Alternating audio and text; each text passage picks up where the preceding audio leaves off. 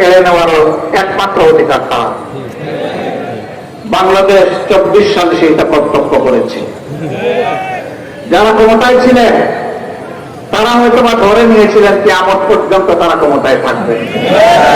তাদের হাত পা চলনে বলনে, তাদের অহংকার পূর্ণ আচরণে আমরা তাই প্রত্যক্ষ করতাম। তারা এই দেশের মজলুম মানুষকে নিয়ে উপহাস করতেন। দেশপ্রেমিক ইমানদার লোকদেরকে ফাঁসি দেওয়ার পরে তারা উল্লাস প্রকাশ করেছেন, মিষ্টি বিতরণ করেছেন, আমরা শুনেছি। আল্লাহ তাআলা আদালতে আখিরাতে সকলের বিচার যার যার পাওনা ঠিক মতোই আল্লাহ সামলাই দিবেন, এর কোনো ব্যতিক্রম হবে না। সম্মানিত ভাইয়েরা, এই ভাইদেরকে আমি আর কষ্ট দিচ্ছি না, আমরা আপনাদেরকে আশ্বস্ত করছি মানবিক বিধান কায়েমে আমরা আমাদের মধ্যে কোনো পার্থক্য নেই। এই দেখেন আমরা হাতে হাত ধরে এক হয়ে গেলাম, কোনো পার্থক্য নেই। আমাদের আল্লাহ এক, আমাদের নবী এক, আমাদের জীবন বিজ্ঞান আল কোরআন, এর ভিত্তিতে আমাদের ঐক্য, এবং ইনশাআল্লাহ আমরা সেই ঐক্যবদ্ধ বাংলাদেশ গড়ব ইনশাআল্লাহ। এ পথের কোন চ্যালেঞ্জ আমরা মানব না, কোন বাধার মুখে থেমে যাব না, অন্যায়ের কাছে আপোষ করব না। ইল্লা বিইজনিল্লাহ, আমরা আল্লাহর উপর ভরসা করি। আমাদের ভরসা দুনিয়ার কোন শক্তির উপরে নয়, ব্যক্তির উপরে নয়। সুতরাং আমরা ভয় করবো শুধু আল্লাহকে, সম্মান করবো মানবতাকে, কিন্তু কেউ যেন আমাদের দিকে চোখ তুলে লাল চোখে না তাকান। নবী করিম সাল্লাল্লাহু আলাইহি সাল্লাম, সাহাবায়ে কেরাম রিদওয়ানুল্লাহি তাআলা আলাইহিম আজমাইন, যুগে যুগে তাদের নেক অনুসারীরা অসত্যের বিরুদ্ধে আপসহীন লড়াই সংগ্রাম করে জীবন দিয়ে প্রমাণ করেছেন জীবন দেওয়া সম্ভব, অন্যায়ের কাছে মাথা নত করা সম্ভব নয়। আপনারা ঐক্যবদ্ধ থাকুন, ঐক্যের শক্তিতেই বিজয় আসবে ইনশাআল্লাহ। এই বিজয়ের মাধ্যমে কোন ব্যক্তি কোন দলকে ক্ষমতায় বসানো আমাদের উদ্দেশ্য নয়। এই বিজয়ের মাধ্যমে মানবতার বিধানকে মানুষের কাছে সামাজিকভাবে উপস্থাপন করা, উপহার দেওয়া আমাদের উদ্দেশ্য। আপনারা বুঝতে পারেন, কষ্ট করেছেন, ধন্যবাদ সবাই। আলহামদুলিল্লাহ, এই যে বাংলাদেশটা চাই, এই বাংলাদেশ গড়বেটাকে আল্লাহ তাআলার আসমানের ফেরেশতা এসে এই ময়দানকে সুজা ঠিকঠাক করে দেবেন না। কার মাধ্যমে এটা হবে? আমাদের মাধ্যমে, এদেশের জনগণের মাধ্যমে, জমিনের মানুষের মাধ্যমে এই কাজ সম্পন্ন হতে হবে। এই জন্য সোনার দেশ করতে হলে সোনার মানুষ চাই। সমাজে ন্যায় বিচার কায়েম করতে হলে আগে নিজের উপর ইনসাফ করতে হবে। নিজের উপর ইনসাফ করার মানে হচ্ছে আমার উপর আমার শরীরের যে হক আছে, আমার পরিবারের যে হক আছে, আমার প্রতিবেশীর যে হক আছে, আমার আত্মীয় স্বজনের যে হক আছে, আমার সমাজের যে হক আছে, আমার দেশবাসীর যে হক আছে, আমি সেই হকের ব্যাপারে ইনসাফ করছি কিনা। এই ইনসাফ করতে হলে আল্লাহ তাআলাকে ভয় করতে হবে। সম্মানিত ভাইয়েরা, আল্লাহর ভয়ের যে হৃদয়ে শিক্ত থাকে, ওই মানুষটি কখনো মানুষের জীবন, ইজ্জত এবং সম্পদের উপর হাত দিতে পারে না। বরঞ্চ প্রত্যেকটি মানুষ সেই সমাজের পরস্পরের জীবন, ইজ্জত এবং সম্পদের পাহারাদার হয়ে যায়। সমাজের বিচার প্রভাবশালীদের জন্য এক ধরনের, আর সাধারণ মানুষের জন্য আরেক ধরনের। এটি ওই সমাজে চলবে না, এটা অচল। আমিরুল মুমিনিন হযরত আলী কারমুল্লাহি ওয়াজহু, তার তলোয়ারটি খোয়া গিয়েছিল। তিনি তার সন্ধান পেয়েছিলেন, যার কাছে এই তলোয়ারের সন্ধান পেয়েছিলেন তার বিরুদ্ধে তিনি প্রধান বিচারপতির আদালতে তলোয়ার ফিরে পাওয়ার জন্য মামলা করেছিলেন। প্রধান বিচারপতি তাকে বলেছিলেন, কত তারিখে উপযুক্ত সাক্ষী নিয়ে আপনি হাজির থাকবেন, আসামিকে আমরা হাজির করব। অভিযোগকারী এবং অভিযুক্ত আর সাক্ষী সবাই হাজির হলেন, বিচার শুরু হল। ঘটনা শোনার পরে প্রধান বিচারপতি জিজ্ঞেস করলেন, সম্মানিত অভিযোগকারী, এখানে আমিরুল মুমিনিন বলে সম্বোধন করেন নাই, আদালতে তিনি এসেছেন বিচার প্রার্থী হিসেবে, সেইভাবেই তাকে সম্বোধন করা হয়েছে। আপনি আপনার অভিযোগের পক্ষে উপযুক্ত সাক্ষ্য উপস্থাপন করুন। 3-4 বড় ছেলেকে উপস্থাপন করলেন, তিনি ছিলেন। তারপরে জিজ্ঞেস করলেন, আপনি যার অভিযোগের ব্যাপারে সাক্ষী দিতে এসেছেন তিনি কি আপনার কোন আত্মীয় হন? বলে হ্যাঁ, তিনি আমার পিতা হন। বললেন যে দুঃখিত, আপনার সাক্ষ্য আমি গ্রহণ করতে পারলাম না। এরপরে দ্বিতীয় সাক্ষী উপস্থাপন করা হল, তাকেও বিচারপতি ছিলেন। জিজ্ঞেস করলেন, আপনি কি ওনার কোন আত্মীয়? বলে হ্যাঁ, আমি ওনার পুত্র হই। বললেন দুঃখিত, আপনারও সাক্ষী গ্রহণ করা গেল না। এবার অভিযোগকারীকে জানতে চাওয়া হলো, আপনার কোন বিকল্প সাক্ষী আছে কিনা? তিনি বলেন, সাক্ষীর জগতে আমার এইটুকু সম্ভব, এর বাইরে আমার কোন সাক্ষী নাই। বিচারপতি রায় দিলেন, আপনার অভিযোগ খারিজ হয়ে গেল, আপনার দাবি প্রতিষ্ঠিত হল না, আপনি মামলায় জয়লাভ করতে পারলেন না। বিচারে সন্তুষ্ট হয়ে আমিরুল মুমিনিন চলে যাচ্ছেন, 2 ছেলেকে 2 হাতে ধরে। ছেলেরা বলতেছে, বাবা, উনি কি জানেন না যে আপনি মিথ্যা বলতে পারেন না? উনি কি জানেন না যে আমরাও কোনো মিথ্যা সাক্ষ্য দিতে এখানে আসিনি? বললেন, বাবা, এটাই ইসলামের ইনসাফ। এটা শুধু আমার জন্য নয়, সকলের জন্য এটাই প্রতিষ্ঠিত। সন্তুষ্ট চিত্তে বাপ বেটা চলে যাচ্ছেন। অভিযুক্ত ব্যক্তিকে দৌড়ে গিয়ে বলতেছেন, হে প্রধান বিচারপতি, আমাকে একটু কথা বলার সুযোগ দেন। তিনি বলতেছেন, আপনার আবার কিসের কথা? আপনার বিরুদ্ধে অভিযুক্ত খারিজ হয়ে গেছে, আর কি কথা থাকতে পারে? বলে এখানেই আমার কথা। বলে এখানেই আপনার কথা? বলে হ্যাঁ, এই জায়গায় আমার কথা। তো বলুন কি কথা? আমি সাক্ষী দিচ্ছি, এই তলোয়ারটি আমিরুল মুমিনিনের, তার তলোয়ার তাকে দিন। যেভাবেই হোক অন্যায় ভাবেই তলোয়ার আমার হাতে এসেছে। আবার আমিরুল মুমিনিনকে ফিরিয়ে আনা হলো। বললেন যে এই তলোয়ারের এখন যে ধারক বাহক, সে তো সাক্ষী দিচ্ছে, এই তলোয়ার আপনার, আমার কিছু করার নাই, এই তলোয়ার আপনি নিয়ে যান। এই ব্যক্তিটি চিন্তা করলো, সে একজন অমুসলিম ছিল, যেই জীবন বিধান তার রাষ্ট্রের শাসনকর্তাকেও সামান্য আনুকূল্য দেখায় না, আমি কেন সেই জীবন বিধানের বাইরে থাকবো? আমিও ইসলাম কবুল করব। তলোয়ার আপনারটা আপনি নেন, আর আল্লাহ তাআলা আমার পাওনা ইমানটা আমাকে দিয়ে দেন, মেহরবানি করে। তাই হবে ইনশাআল্লাহ। এখানে ওই রাষ্ট্রের প্রেসিডেন্ট, প্রধানমন্ত্রী, বাংলাদেশে যদি কোরআনের শাসন কায়েম হয়, তারা অপরাধ করলে তারাও পার পাবেন না।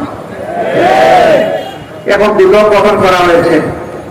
এক সময় মানুষ এটাকে শেখায় করে বলতো, এটাকে বিভাগ বানানো হয়েছে। যাকে পছন্দ না তাকে কারণে অকারণে বিভিন্ন ভাবে নির্যাতন করা হচ্ছে, কিন্তু তার চাইতে 100 গুণ বড় অপরাধীকে দেখা হচ্ছে না। ইনসাফের বাংলাদেশ কায়েম হলে ইনশাআল্লাহ ওরকম বেশি বিচারেরও প্রয়োজন হবে না। 2-4টা রায় দেখলেই সবাই টের পেয়ে যাবে অপরাধ করলে কি ধরনের শাস্তি পেতে হবে। ইসলামী আইনের বিরুদ্ধে অপপ্রচার করা হয়, এরা তো ক্ষমতায় গেলে সমস্ত মানুষকে পঙ্গু বানায় ফেলবে। কিভাবে? অনুযায়ী দেশের মানুষ, বেশিরভাগ মানুষ জনগণের সম্পদ চুরি করে, তো বেশিরভাগ মানুষের হাত কাটা যদি যায়, তাইলে তো এই সমাজটা হাত কাটা বাইরের সমাজ হয়ে যাবে না। হাত কাটা যাবে। এই আইন জারির পরে এই ধরনের অপরাধ যারা করবে তাদেরকে বলে দেওয়া হবে, এখন থেকে এই অপরাধের সাথে যাদেরকে পাওয়া যাবে তাদের প্রমাণে। 2 নম্বর দেখা হবে, যে লোকটি চুরি করেছে সে কি পেটের জ্বালায় যন্ত্রণায় আগুন নিবানোর জন্য চুরি করেছে? যদি এমন হয়, রাষ্ট্রের দায়িত্ব হবে আগে তার আগুন নেবানো, হাত কাটানো, আগে তার বৈধ আয় উপার্জনের ব্যবস্থা করে দেওয়া। যদি সেরকম কিছু সক্ষমতা তার না থাকে, তাহলে রাষ্ট্রকেই পরিবারের দায়িত্ব বহন করতে হবে। এরপরে নিজের বশবর্তী হয়ে কেউ যদি চুরি করে, তাহলে দুই একটা হাত কাটা যাবে প্রকাশ্যে, গোপনে নয়, যাতে সারা দেশবাসী এটা থেকে শিক্ষা নেয়। এখন কে সমাজে হাত কাটা বাহিনীর সদস্য হতে চাইবে? তখন পরিবারের সদস্যদেরকে বলবে, চুরি করবো তোমাদের জন্য, হাত কাটা যাবে আমার, আর এই হাত নিয়ে অপমানজনক ভাবে আমি বেঁচে থাকবো, আমার পক্ষে আজ থেকে আর চুরি করা সম্ভব নয়। জিনার শাস্তির সঙ্গে সাথ বলে যে সব মানুষ চাইলে মারা যাবে, এরকম গোপনে ছুটিয়ে প্রকাশ্যে কত ধরনের জিনা হচ্ছে। হ্যাঁ, ওরকম দুই একজনের শাস্তি হলে বাকিরা তওবা করে আড়ালে চলে যাবে ইনশাআল্লাহ, মা বোনরা নিরাপদ হয়ে যাবে। বেদনাদায়ক ঘটনা, মাগুরা 11 বছরের মেয়েটাকে কি করা হয়েছে আপনারা জানেন? ছিঁড়ে ফিরে শেষ করে দেওয়া হয়েছে।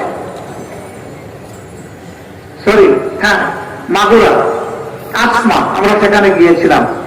ওখান থেকে ফিরতেছি, এবার আসিয়া ওখান থেকে ফিরতেছে, এবার শুনি বরগুনায় সনাতন ধর্মের একটা মেয়েকে তাদেরই পাড়ার কিছু ওই একই ধর্মের লোক ওরা শেষ করে দিয়েছে। খুন করে নাই, কিন্তু তার সম্পদ নষ্ট করে দিচ্ছে, ইজ্জত নষ্ট করে দিচ্ছে। বাবা প্রতিকার চেয়ে আদালতে থানায় মামলা করেছিল, বাবাকে কুপিয়ে খুন করে ফেলেছে। সেই পরিবারকে দেখতে পরের দিন গেলাম, গিয়ে দেখি এই পরিবারে আর কোনো পুরুষ সদস্য অবশিষ্ট নেই। এই মেয়েটির বয়সও 11.5-12 বছর হবে। এরপরে একটা মেয়ে 3.5 বছর, তারপরে তুলে একটা মেয়ে 2.5 মাস। নিহত ব্যক্তির বৃদ্ধা মা আছেন আর বিধবা স্ত্রী আছেন। খুবই খারাপ লাগলো। 2.5 মাসের সন্তানটাকে তুলে নিলাম। আমি ওই সন্তানের মাকে বললাম, এই সন্তানটা আমি নিয়ে যাই, আমাকে দিয়ে দেন। উনি বললো যে হ্যাঁ আপনি নিয়ে যান, আপনাকে দিয়ে দিলাম। কারণ এই সন্তানকে লালন পোষণ করার আমার কোনো সামর্থ্য নেই। বাকিরা কি খেয়ে বাঁচবো তাও আমি জানি না। আমার স্বামী ছোট্ট একটা দোকানে চাকরি করতেন, মুরগির দোকানে। তা কত বেতন পেতে পারেন আপনি বুঝতে পারছেন। আমাদের এইটা ওই আলোটা আমাদের নিভে গেল, এখন আমরা বাঁচবো কি করে? খারাপ লাগলো বিষয়। এই বাচ্চাটাকে তুলে এনে আদর করে আবার ফিরিয়ে দিয়ে বললাম, এই বাচ্চা আমাদের, আপনার কাছে আমানত রেখে গেলাম। এই বাচ্চা প্রাপ্ত বয়স্ক না হওয়া পর্যন্ত, তার লেখাপড়া পর্যন্ত এই পরিবারের সাধারণ দায়িত্ব আল্লাহর উপর ভরসা করে আমরা কবুল করলাম।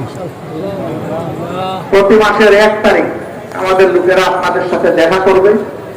আগে যেমনটা আপনার স্বামীর আয় উপার্জন ছিল, আমরা চেষ্টা করব তার সাথে আরো 10টা টাকা বেশি যোগ করে আপনার হাতে তুলে দেওয়ার জন্য। কিন্তু আমরা কি তার স্বামী ফিরিয়ে দিতে পারবো?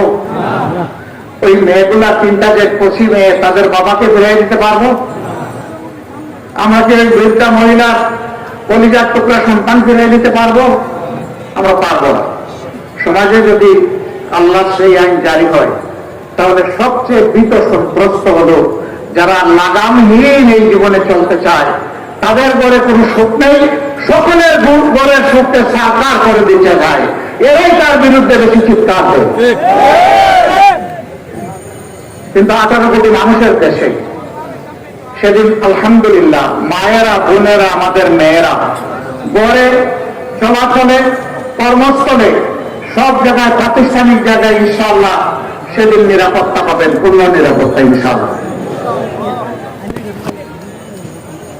এমন একটি দেশ করতে হলে আগে সোনার মানুষ করতে হবে, যে মানুষ আল্লাহকে ভয় করবে, মিথ্যা কথা বলবে না, মানুষকে ধোঁকা দেবে না, প্রতারণা করবে না, মানুষের ইজ্জতের উপরে হাত দিবে না, চাঁদাবাজি করবে না, দখলদারি করবে না, ঘুষ খাবে না।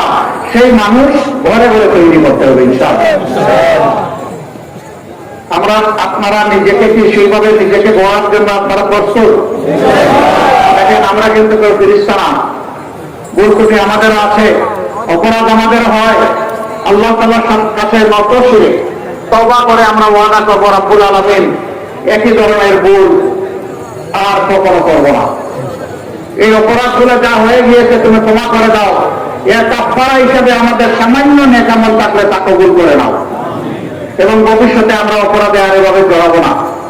আমরা মিথ্যা কথা বলবো না, চুগলখড়ি করবো না, কারো ইজ্জত নষ্ট করবো না, কারো সম্পদে হাত দিব না, কারো জীবনের উপরে হাত দেবো না, কারো হক আমরা হরণ করবো না। যদি আমরা নিজেরা সংগঠিত হতে পারি, বাংলাদেশ সংগঠিত হবে ইনশাআল্লাহ। আর এই যারা আমরা ন্যায় ইনসাফের শাসন চাই, মানবিক বাংলাদেশ চাই, আমাদের মধ্যে যদি দেশ ত্রুটি থাকে তাহলে মানবিক বাংলাদেশটা গড়বে কে?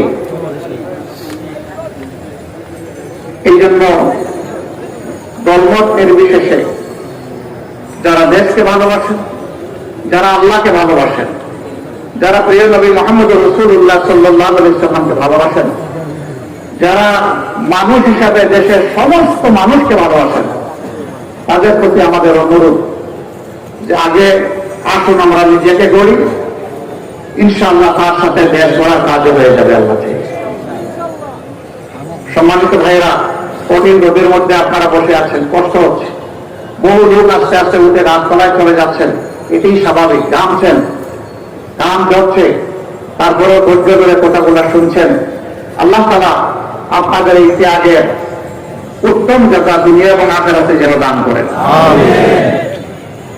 বর্তমানে দেশ যেভাবে চলছে, অনেক সাংবাদিক প্রশ্ন করে আপনারা কি সন্তুষ্ট? আমরা বলি 50-50। দেশের সরকার হয়তো চেষ্টা করছে, সকলের দৃষ্টিভঙ্গি সরকারের যারা আছেন আবার সমান না।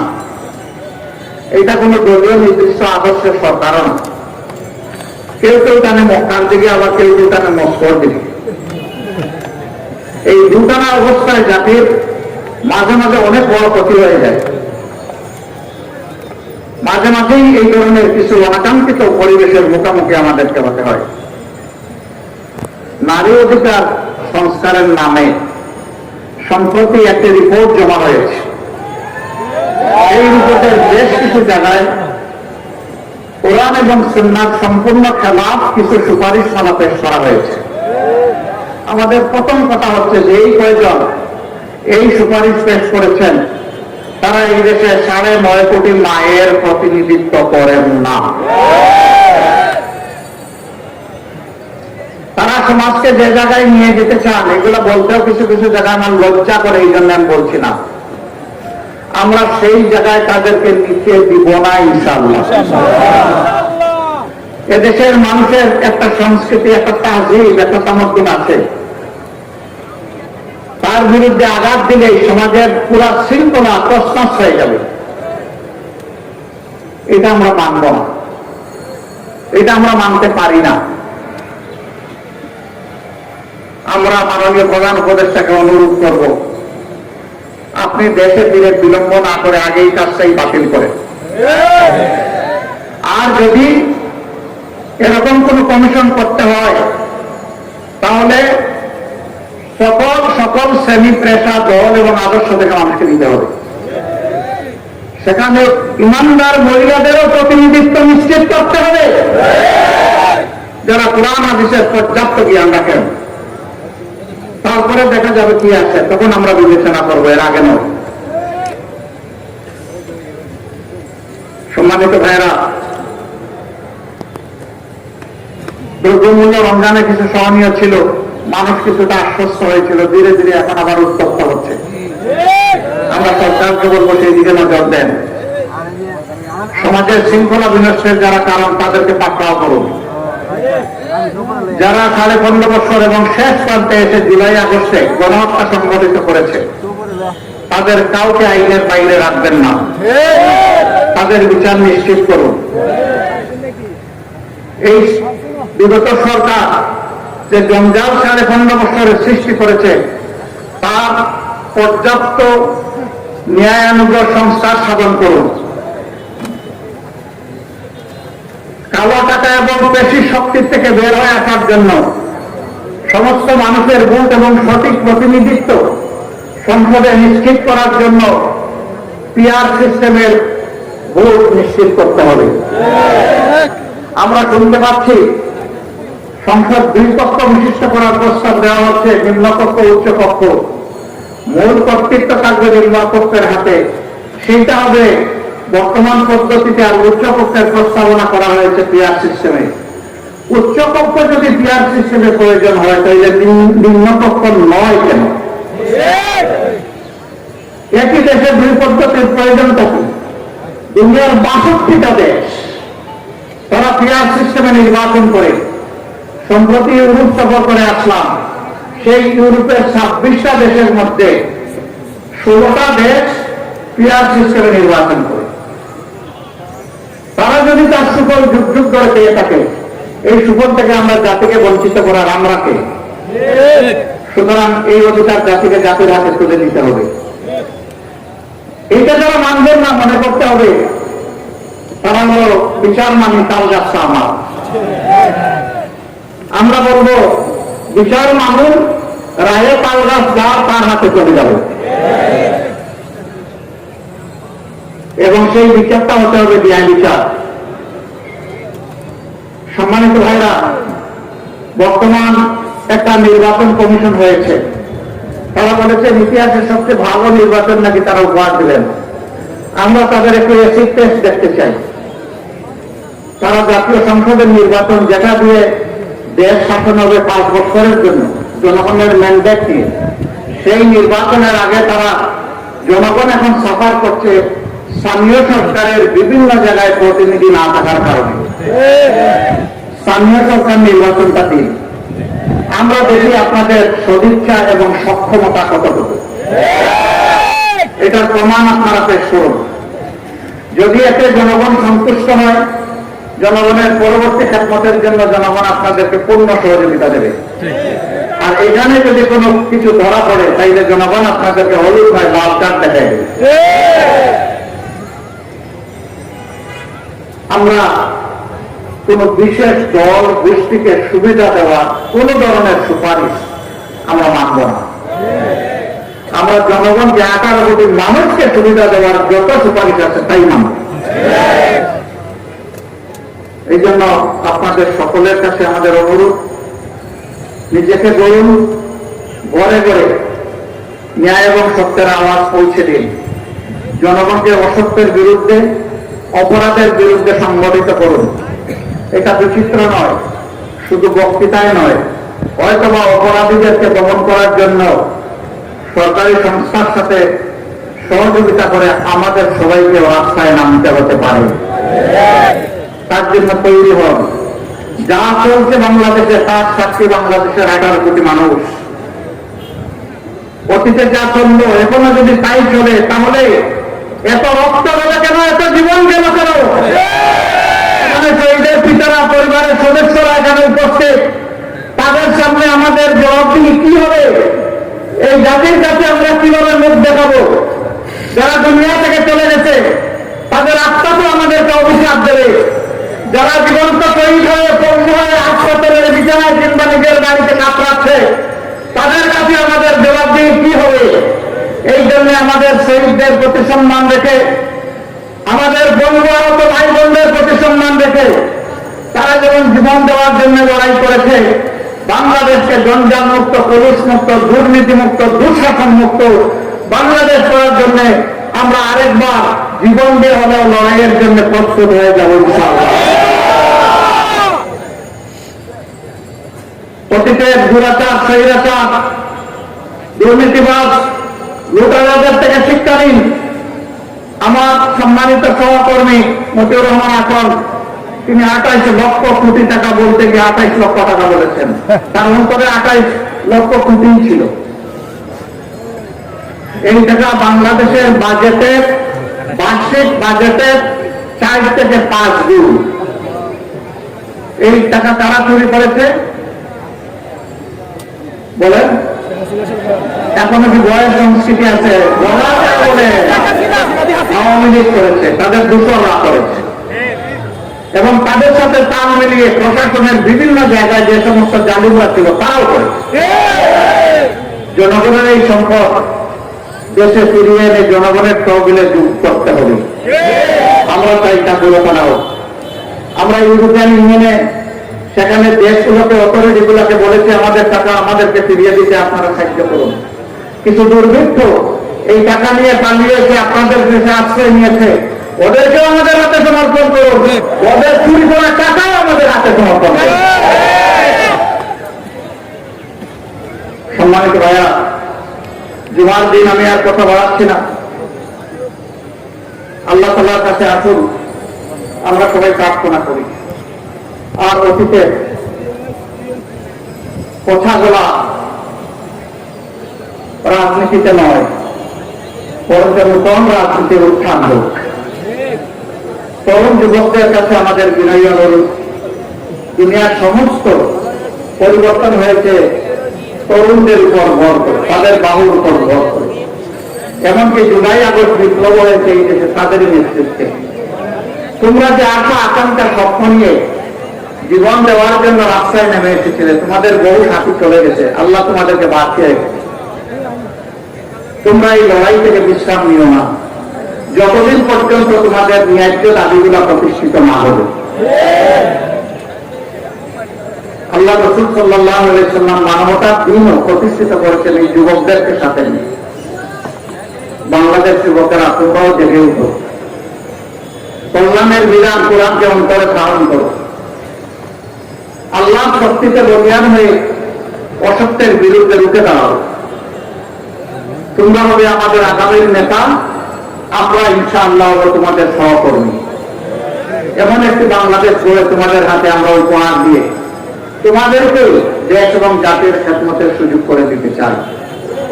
এগিয়ে আসো,